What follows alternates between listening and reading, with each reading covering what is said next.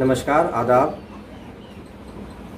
संवाद के आज के इस एपिसोड में हम लोग एक बहुत ही संजीदा पहलू पे रोशनी डालेंगे। हादसा, वो हादसा जो ज़िंदगी बदल दे, जो ज़िंदगी को घर तक सीमित कर दे और एक बिस्तर तक सीमित कर दे। कल तक वो जिनके साथ ये हादसा गुज़रा है, वो फैमिली और जिनके साथ ये हादसा गुज़रा है, जो शख्स कल तक अपनी फैमिली के लिए एक ब्रेड अर्न का काम करते थे और अपनी फैमिली को सपोर्ट करते थे, आज वो खुद मोहताज हैं दूसरों के लिए, दूसरों की मदद के लिए, और बीमारी से लड़ रहे हैं और हादसे का असर उनकी ज़िंदगी पर है और वो कैसे उभर रहे हैं अपने हादसे को और किस मेहनत से वो अपने तकलीफ़ को दूर कर रहे हैं। इसी एपिसोड में हम उनसे गुफ्तगू करेंगे। तो आज हम लोग आए हैं भनसिया गांव। भनसिया में हमारे अबू नसर भाई हैं, सामने बैठे हैं। अबू नसर, उनके वालिद अब्दुल रकीब साहब, इनको 3 साल पहले, तकरीबन 3 साल पहले एक बीमारी लाहक हुई जिसमें इनके जिस्मानी क़ुव्वत पूरे तौर पर चली गई। जिस्मानी क़ुव्वत इतनी हद तक चली गई कि ये अपने आप को संभाल नहीं पा रहे थे।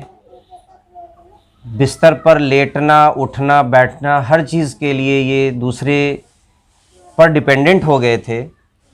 तो वैसी हालत में अपने इमोशनल स्ट्रेस को, अपने घर की सारी ज़रूरतों को देख पाना और अपने इलाज का ख़र्च उठा पाना, ये सब कैसे ये मैनेज किए, इनकी फैमिली कैसे मैनेज की, आइए हम लोग इनसे गुफ्तगू करते हैं। अबू नसर भाई, आपका बहुत ही खैर मकदम है आज के इस प्रोग्राम में। शुक्रिया। तो सबसे पहले हम आपसे ये जानना चाहेंगे कि आप किस पेशे से ताल्लुक़ रखते थे और क्या आपका पेशा था, आप क्या काम करते थे? सर, मेरा सिलाई का काम था। अच्छा, ये कहाँ पे था आपका? अररिया में था सर। अच्छा, कब से आप ये काम कर रहे थे? ये अररिया में तो 2011 से कर रहा हूँ मैं जी। इससे पहले दिल्ली में करता था। अच्छा, टोटल कितना वक्फा आपका इस अपने टेलरिंग प्रोफेशन में आपका चला? ये 15 साल तकरीबन सर। 15 साल 15 साल से मैं ये काम कर रहा हूँ। ठीक है, ठीक है। तो कैसा रिस्पांस था अररिया शहर आने के बाद? वहाँ पे कैसा आपका काम था, कारोबार के एतबार से कैसा था? बहुत अच्छा था, बहुत अच्छा चल रहा था। आप खुश थे? जी जी। अपनी फैमिली को सपोर्ट कर रहे थे? जी। घर में सबके लिए? जी जी। अच्छा, तो ये जो आपको तकलीफ़ हुई जिसमें आपकी पूरी जिस्मानी क़ुव्वत एक हादसे के बाद आपकी ख़त्म हो गई, तो ये कब ये हादसा आपके साथ हुआ?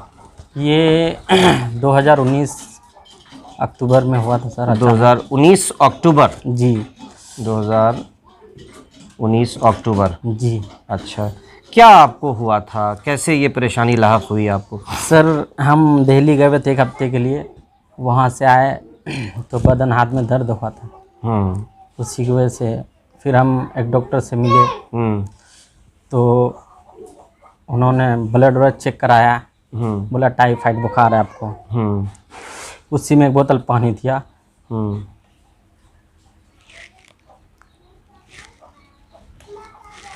अब तो आप ठीक हो रहे हैं अल्हम्दुलिल्लाह। सब्र कीजिए, सब्र कीजिए। अब तो आप बहुत ठीक हो रहे हैं पहले से। आपको हमने शुरू से देखा है, जितनी तकलीफ़ आपको थी आप अपने आप को बहुत मैनेज किए। ठीक है, उन्होंने पानी का एक बोतल दिया, पानी, सलाइन लगाया आपको? जी, सलाइन लगाया आपको।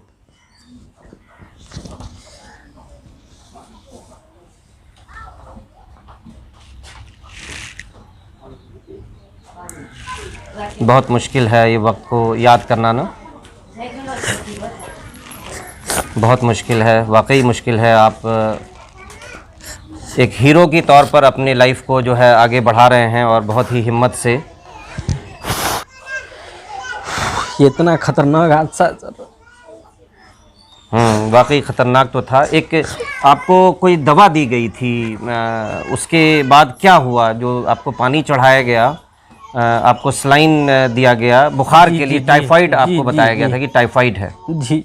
अच्छा, तो ये अररिया शहर में हुआ? जी, अररिया शहर में। फिर क्या हुआ उस इंजेक्शन और उस सलाइन के देने के बाद क्या हुआ आपके साथ? उसके बाद सर हम घर क्या फीलिंग आई आपको? फीलिंग कुछ नहीं, बदन हाथ में दर्द था। हमको लगा कि बेहतर होगा, लेकिन जब हम घर आए शाम हो गई थी, उसके बाद सोए, सुबह नहीं उठ पाया। सुबह आप उठ नहीं पाए? जी। आप चल के गए थे डॉक्टर के यहाँ? जी जी। और वहाँ से चल के भी आए थे आप? जी जी। पूरी कुव्वत के साथ चल के गए थे और चल के आए थे? सिर्फ फीवर था आपको? जी जी, सिर्फ फीवर था। अच्छा, फीवर से आप वहाँ डॉक्टर के पास गए थे फीवर को लेके? जी जी। तो उन्होंने, डॉक्टर साहब ने कहा कि आपको टाइफाइड है और उन्होंने दवाई प्रिस्क्राइब की और आपको पानी चढ़ा गया। क्या पानी का कोई नाम याद है आपको कुछ? पानी का नाम तो याद नहीं है सर। उसको देखा था, उसका बॉटल, उसका एक्सपायरी डेट, कोई चीज़ आपके जहन में है? किसी ने, फैमिली ने देखा? कोई थे वहाँ पे? जी नहीं, कोई। आपके साथ कौन थे उस वक्त? एक दोस्त था मेरा। अच्छा। बस। अच्छा। वो एक दोस्त था। वो पानी के बाद फिर वो ला के हमको यहाँ पे छोड़ दिया। ठीक है। उसके बाद हम तो आप चल के ही गए, चल के आए आप? गए थे हम चल के, उधर से बाइक पे किसी के साथ, हम अपने से गए थे बाइक लेके, लेकिन वापसी में हम बाइक पे बैठ गए थे किसी के साथ। ठीक है जी। क्यों, फीवर था इसलिए बैठ के आए थे आप? नहीं, दर्द था ना, थोड़ा बढ़ रहा था। अच्छा, जिसमें दर्द हर जगह बढ़ रहा था? जी। तो उस दवा के बाद कुछ कम हुआ था दर्द? नहीं, कुछ नहीं हुआ। उसके बाद तो सर हमको लगा कुछ बेहतर होगा, लेकिन उल्टा हो गया उसका, नहीं उठ पाए हम। क्या सिम्टम उस वक्त आया था आपको? क्या तकलीफ हुई उस वक्त? मतलब उसके बाद तो शरीर का पूरा जान ही निकल गया था, ऐसा लग रहा था। कुछ अच्छा, भी नहीं कुव्वत था। खत्म हो गई? खत्म हो गई थी सर। ऐसा लग रहा था कि ठंडा मार दिया है या जी जी जी, पूरा पैरालिसिस जैसा आपको लग रहा था कि पैरालिसिस हो गया है, इस तरह जी। का? अम्मी हमको बोली भी कि ठंडा का शिकायत है। अच्छा। लेकिन हम बोले कि ऐसा कोई बात नहीं है। किसी एक साइड था या पूरे जिस्म में था? यहाँ से बिल्कुल एकदम। अच्छा, तो आप करवट भी नहीं अपने से हो पा रहे? जी, घर से निकले हम, बाथरूम जो गए ना वहाँ से नहीं आ पाए हम। फिर हमको पकड़ के लाया, डॉक्टर से बात भी तो बोले क्या कि 2-3 दिन में ठीक हो जाएगा। लगातार हम उससे बात करते रहे, लेकिन इम्प्रूव नहीं हुआ, बल्कि और तकलीफ बढ़ती चली गई। तो कुव्वत जो है वो ख़त्म हो गई। फिर क्या किए आप, कैसे? फिर कुछ डायग्नोसिस बनी थी उस वक्त के? क्या आपको परेशानी लाहक नहीं हो सर, गई है? पता ऐसा है। क्यों हुआ, इसके बारे में कोई बातचीत की नहीं, डॉक्टर साहब ने आपसे? डॉक्टर साहब तो ये बोले कि टाइफाइड में 3 दिन तक वीकनेस रहता है, उसके बाद आप ठीक हो जाइएगा। उसके बाद ठीक हो जाएंगे आप? फिर हम उसके पास गए तो हम उसको बोले कि मेरा एज तो इतना ज़्यादा भी नहीं है और आप हमको जानते हैं हम कैसा थे। तो फिर वो बोले क्या कि आपको वहम हो गया, लेकिन आप ठीक हो जाइएगा। वहम हो गया है? हाँ। मतलब ये जो कुव्वत आपकी ख़त्म हो रही है, आपकी जिस्मानी ताकत कम हो रही है, तो डॉक्टर साहब ने उसको एक वहम की बात बताई कि एक वहम हुआ है आपको? जी जी। वो बोले क्या कि आप परेशान मत हो जाएगा, टाइफाइड में 2-3 दिन टाइम लगता है। ठीक है। तो हम उसको बोले कि सर हम आपके पास आए थे शनिचर को, या मंगल हो गया, आप बोल रहे हैं क्या कि 2-3 दिन में ठीक हो जाएगा, लेकिन 2-3 दिन में थोड़ा सा भी अगर हमको फ़ायदा होता तो हम बोलते। ठीक है। फिर हम उसको बोले कि अपना इम्प्रेशन बोले, उसको अपना तकलीफ़ सुना है। तो तब बोले कि ठीक है, पूर्णिया में दिखाइए। तो ये अक्टूबर 19 की ही बात थी? 2-3 रोज़ की बात थी। फिर उसके बाद कैसे आप 19 आगे बढ़े बीमारी को लेकर? उसके बाद हम वहाँ गए, पूर्णिया में रहे, अरविंद कुमार के यहाँ गए। डॉक्टर अरविंद कुमार साहब पूर्णिया। तो एक दिन वो हमको रखे, उसके बाद सुबह जब तक यहाँ पूरा हलचल हो गया, उस टाइम हम जिम जाते थे। आप जिम ट्रेनर थे हम जी? तो सब फ़ोन करने लगा, हम बोले ऐसा हो गया मेरे साथ। तो फिर आए सब दोस्त वहाँ पूर्णिया से। पूर्णिया फिर बात किए डॉक्टर से। तो डॉक्टर बोले नहीं, इसको पटना लेके जाइए। तो उस वक्त ये बात कुछ सामने आई कि मर्ज़ क्या है और क्या हादसा पेश आया है, क्यों ऐसा हुआ? कुछ बात डॉक्टर साहब से हुई थी आपकी? जी सर, पूर्णिया में तो नहीं पता चला कि क्या हुआ। वो भी एक दिन रखने के बाद हमको रेफ़र किया पटना में पता चला कि GBS हो गया हमको। उसके बाद वहाँ डॉक्टर देख रेख में रखे हमको। बोले थे कि 24 घंटे में हाथ पैर काम करने लगेगा इसका। अच्छा। लेकिन 24 घंटे क्या, 1 हफ्ता तक रहे हम, कुछ भी थोड़ा सा भी मूवमेंट नहीं आया मेरा शरीर में, जैसे थे वैसे रहा। फिर जब डॉक्टर वहाँ सीनियर डॉक्टर आए, हम उससे बात किए, आप बोल रहे थे 24 घंटे में हाथ पैर काम करने लगेगा, यहाँ मेरा 7 दिन हो गया। तो वो एकदम से बोले कि यकीन नहीं है तो यहाँ से चले जाओ। वगैरह में या इंदिरा गांधी में गए थे हम PMCH में सर, लेकिन वहाँ नहीं हो पाया, एडमिशन नहीं हो पाया। जिसके थ्रू से गए थे उसका ड्यूटी उस टाइम खत्म हो गया था, एम्बुलेंस ट्रैफिक में फंस गई थी। ओके। 2 घंटा लेट पहुँचे हम। तो आप प्राइवेटली किसी डॉक्टर के यहाँ एडमिट थे आप? वहीं से 7 फिर एक days। आदमी जी। डॉक्टर साहब ने ये कहा कि यकीन नहीं है तो कहीं चले जाओ यहाँ हाँ से। हाँ ठीक है, तो फिर क्या किया आप, कहीं गए? जी। उसके बाद क्योंकि आदमी परेशानी में तो कुछ भी कर सकता है, पूछ सकता है उससे, नहीं होता वो बोलते 2 महीना लगेगा, 4 महीना लगेगा, एक तसल्ली होता। लेकिन एकदम से इग्नोर कर देना ये हमको ठीक नहीं लगा। फिर भाई को बुलाए हम, उसके बाद नेपाल गए हम। नेपाल में बहुत सारी परेशानी। नेपाल, वहाँ से पटना से फिर आप नेपाल आ गए जी। नेपाल में कहाँ पे वहाँ पे रहे आप? वो एक हॉस्पिटल है नोबेल, या फिर न्यूरो का सेंटर है, कहाँ रहे आप? अब तो आपको बहुत सब्र से काम लेना चाहिए, अब तो बहुत आप ठीक हो रहे हैं पहले से। जो हमने देखा है, जो तकलीफ़ पहले देखी है आपकी, उसके कंपैरिजन में हमने तो आपको जिम करते हुए देखा है, सिर्फ हंसते बोलते देखा है। आज पहली बार इनको हम रोते सर हुए ये देख रहे हैं। हालात इतना खतरनाक है सर। नहीं, ठीक हो। यही आपकी स्टोरी को हम लोगों तक बताना चाहते हैं कि आप किस कर्ब से आप गुजरे और क्या आपने महसूस किया। कल तक आप ठीक थे, आज आप कमज़ोर हुए, तो आपके अंदर में दिल में क्या फीलिंग आ रही है, यही हम लोगों तक पहुंचाना चाह रहे हैं, इसलिए इस वीडियो को शूट कर रहे हैं। तो फिर नेरो गए सर, न्यूरो हॉस्पिटल जी, नेपाल जी। ठीक है। वहाँ चेकअप वेकअप होने के बाद बोला डॉक्टर नहीं है, डॉक्टर नहीं है जी। ठीक है। तो फिर वही सब मैनेज किए, हमको नोबेल भेजे। नोबेल हॉस्पिटल जी, ठीक है। वो तो गवर्नमेंट का सेटअप है, कुछ प्राइवेट, कुछ सेमी प्राइवेट टाइप है वो। जी जी जी। हाँ, कॉलेज टाइप का है वहाँ। हाँ कॉलेज है वो, जी। मेडिकल कॉलेज जी जी। तो वहाँ पे हमको एडमिट किया गया, 72 घंटे का टाइम लिया। उसके बाद फिर वहाँ पे भी बोला GBS हो गया आपको, GBS सिंड्रोम बीमारी। तब वहीं से दवाई वगैरह, फिर वो बोला कि आपका दवाई इंडिया से ही आएगा, यहाँ नेपाल में नहीं मिलता है। फिर हम लोग किस तरह से मैनेज किए। तो नेपाल में कितना वक्फा आपका हॉस्पिटल में गुजरा आपका वहाँ पे? वहाँ तकरीबन एक 1.5 महीना, एक डेढ़ महीना तकरीबन हॉस्पिटल में जी, एडमिट रहे। जी।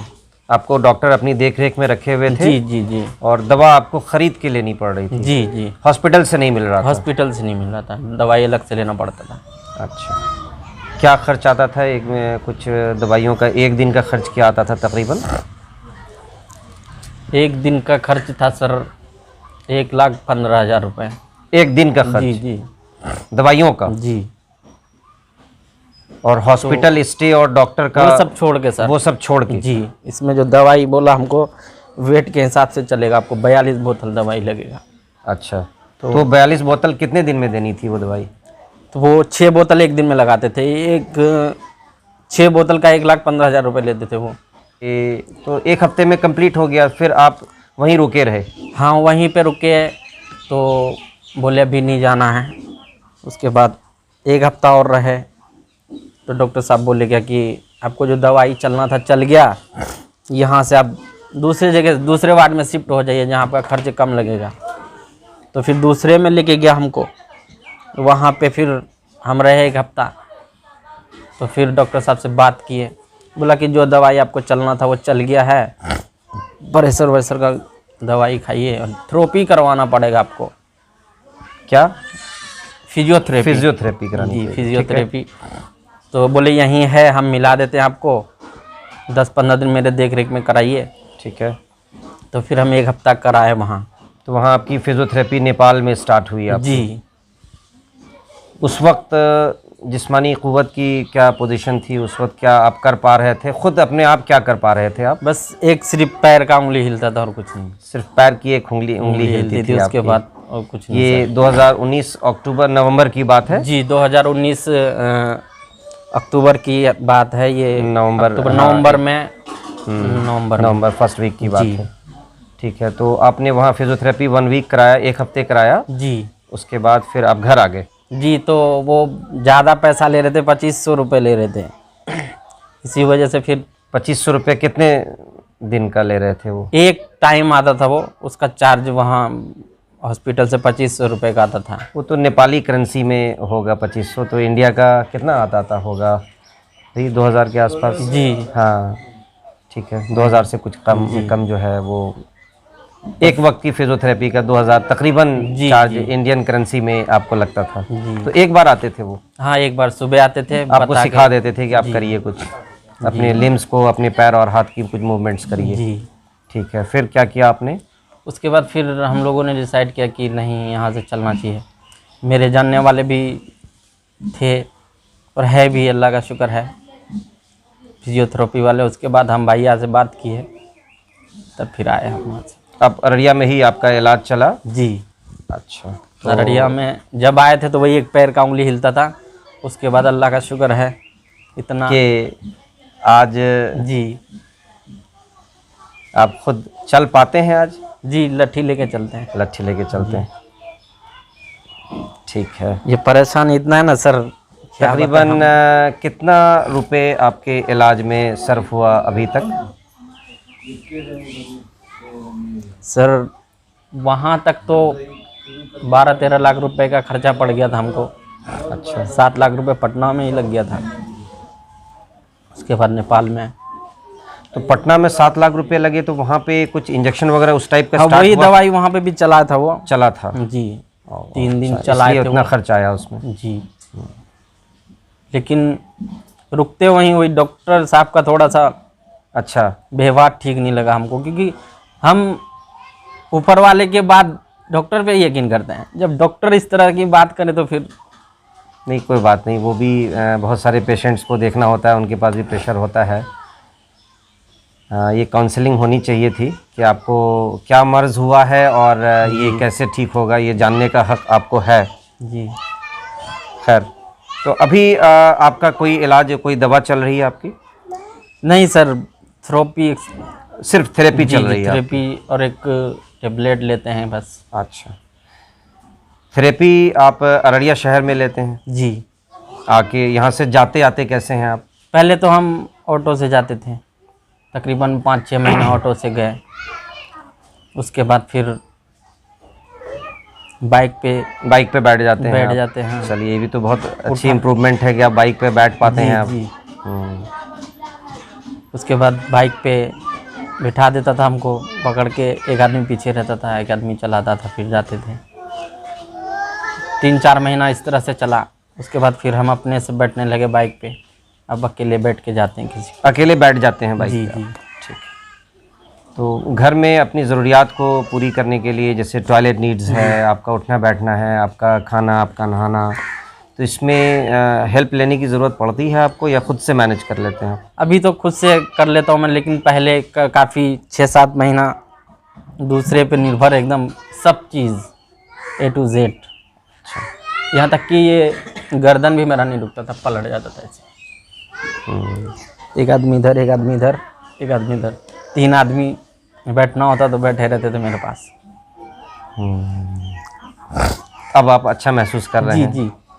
तो रोज़गार के एतबार से कुछ बात करें, जो आपकी बुटीक, जो आपका टेलरिंग शॉप था यहाँ अररिया में, जी, तो उस लाइन से कुछ आपने अभी तय करने की पोजीशन में आप हैं? कुछ स्टार्ट करना चाहते हैं आप? सोच रहे हैं सर कि रमज़ान से पहले आप खोलें। जी। तो ये बहुत अच्छी पहल होगी जी आपकी तरफ से जी। कि अपने माश में लौटें और अपने ज़रूरियात को पूरी करें खुद से, जी। इकोनॉमिकली इंडिपेंडेंट हो पाएँ आप। इस वक्त हम थोड़ी सी चीज़ आपसे जानना चाहेंगे कि कैसे आप चलते हैं, आपका मूवमेंट पैटर्न क्या है? थोड़ा सा चल के हम लोग देखना चाहेंगे कि आप कैसे चलते हैं और कैसे बाइक तक आप पहुंचते हैं, क्योंकि आपको रोज़गार के लिए तो अररिया आना पड़ेगा, जी जी या यहाँ से भी कुछ शुरू कर सकते हैं आप? अगर ऐसा कुछ मुमकिन हो कि यहीं से शुरू करें, क्योंकि टेलरिंग का काम है आपका। जी आप सिलाई और इसके कटिंग का काम तो कहीं भी हो सकता है, ये घर बैठ के भी, क्योंकि घरों में भी इस तरह का उमूमन फैक्ट्रीज़ होती हैं, जी जी। तो ये काम यहाँ से भी आप शुरू कर सकते हैं आप। पहले सर जहाँ से स्टार्ट किए थे, जहाँ से लोग बाग मुझे जानते हैं, और जहाँ से लोग आपके जानते हैं, जी। दोस्त अहबाब हल्का आपका जी मशहूर है थोड़ा, जी, वहाँ से स्टार्ट करेंगे तो थोड़ा इम्प्रूवमेंट थोड़ा जल्दी होगा काम का, आदमी सब आएंगे देखेंगे। अच्छा, काम का इम्प्रूवमेंट, यानी लोग जो काम 2 साल से आपका छूट गया है, जी जी उस पे आप लोगों तक ये बात पहुंचाना चाहते हैं? जी जी। उसके बाद फिर जिस तरह से होगा बेहतर करना करेंगे इंशाल्लाह। आप अबू नसर साहब के वालिद जनाब अब्दुल रकीब साहब, गांव भंसिया, आइए उनसे कुछ एहसासात उनके जानते हैं कि अबू नसर जो कल तक बहुत अपने आप को अच्छे पोजीशन में रखते थे और अपनी रोज़गार और सारी ज़रूरियात को खुद मैनेज करते थे, आज वो डिपेंडेंट हैं अपने वालिदैन पर, बूढ़े माँ बाप पर। आइए उनसे उनके एहसासात जानते हैं कि उन्होंने इस परेशानी को कैसे अंजाम पाया और उसमें कैसे उस पर काबू पाया उन्होंने। आपको अभी महसूस हो रहा है पहले के मुकाबले जो तकलीफ़ पहले थी अबू नसर की, और आज क्या आपको लग रहा है? नहीं, अभी तो शुक्रिया, अच्छा है बच्चा, चलता है फिरता है। तब तो एक मक्खी भी नहीं मार सकता था बदन पर। अब ये हालात उसका बढ़िया है, चलता है फिरता है, अपने से खान पान भी करता है, अपने से खाना पीना खाते हैं। तो जो इन्हें इसमें मदद के लिए हाथ आगे बढ़ाया, ये समाज ही तो हाथ बढ़ाएगा, मदद कैसे होगा? गांव के और इनके दोस्त अहबाब, आपके दोस्त अहबाब सब लोग मिलने आते थे, जब भी बीमार पड़े तो मिलने मुलाकात, ये सब आता था। तो उनकी तरफ से भी कुछ मदद हुई कि इलाज इनका बेहतर से बेहतर हो पाए? हम मदद हुआ, कोई जिसको हुआ दिया, जिसको नहीं हुआ नहीं दिया। लेकिन दोस्तों से मिलने से हौसला बढ़ जाता है, तो हौसला बढ़ाने की बात जहाँ तक है तो उसके लिए लेकिन ये था कि समाज आगे आए, समाज सर अगर ये भेंट मुलाकात मिलना जुलना तो सभी देता था, करता था।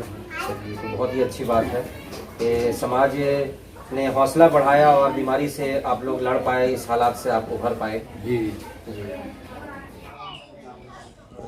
ठीक है, बहुत शुक्रिया। थोड़ा सा हम चल के देखना चाहेंगे कि कैसे आपका मूवमेंट होता है।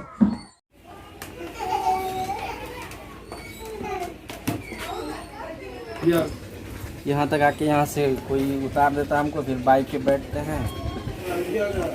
ठीक है।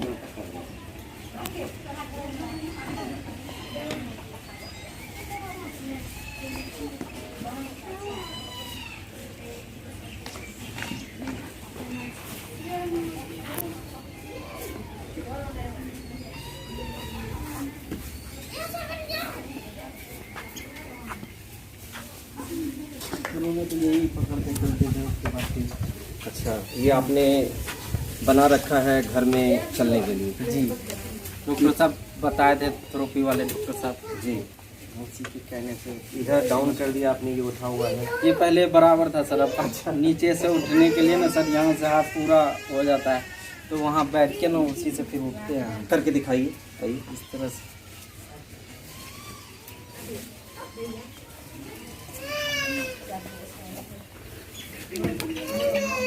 जैसे बैठना होता है, अब कोई नहीं है तो हम इस तरह से बैठ जाते हैं, थोड़ा देर आराम कर लेते हैं इस तरह से बैठ के, फिर इसी से ऐसे खड़ा हो जाते हैं। वाह वाह, माशाल्लाह, बहुत अच्छा।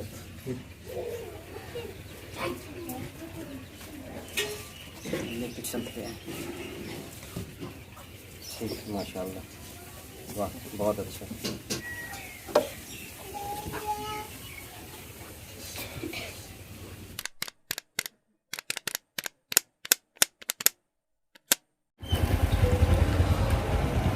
हौसला और उम्मीद की जंग में वक्त गुज़रता रहा।